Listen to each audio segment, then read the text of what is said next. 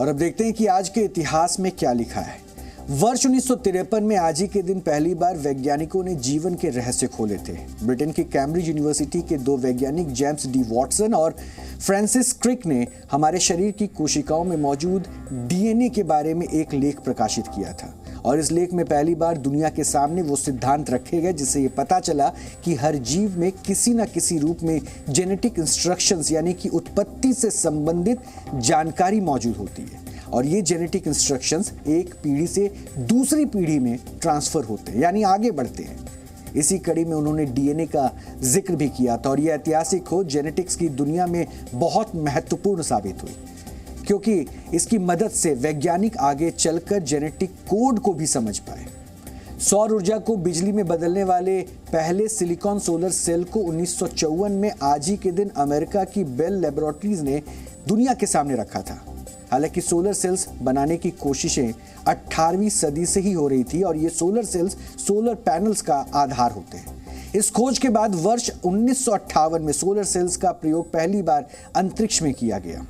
Vanguard 1 नामक satellite में 6 solar cells लगाए गए थे और इसी के साथ ये दुनिया का पहला सोलर पावर्ड सैटेलाइट बन गया था।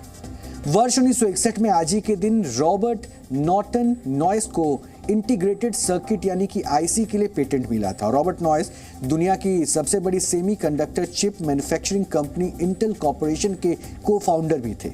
इंटीग्रेटेड सर्किट्स को पर्सनल कंप्यूटर क्रांति की आधारशिला माना जाता है। आज वर्ल्ड मलेरिया डे है। पूरी दुनिया में इस दिन मलेरिया की रोकथाम और उसके इलाज के बारे में लोगों को जानकारी दी जाती है।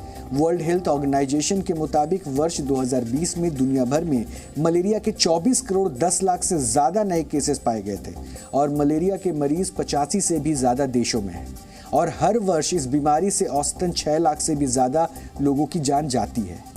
और वर्ष 1982 में आज ही के दिन दूरदर्शन ने देश में पहली बार रंगीन प्रसारण का परीक्षण शुरू किया था। रंगीन प्रसारण को शुरू करने के 6 महीने के अंदर ही सरकार ने 50,000 टेलीविजन सेट्स विदेश से मंगवाए थे। हम लोग, बुनियाद, नुक्कड़, रामायण और महाभारत जैसे सीरियल्स ने दूरदर्शन की लोकप्रियता को बुलंदियों पर पहुंचा दिया। वर्ष 1975 तक दूरदर्शन सिर्फ 7 शहरों तक सीमित था लेकिन धीरे धीरे इसका दायरा बढ़ता चला गया। और डीएनए में आज इतना ही। अब आपसे हमारी मुलाकात होगी कल रात 9 बजे। तब तक आप खुश रहिए, सुरक्षित रहिए, स्वस्थ रहिए और अपना ढेर सारा ख्याल रखिए। नमस्कार।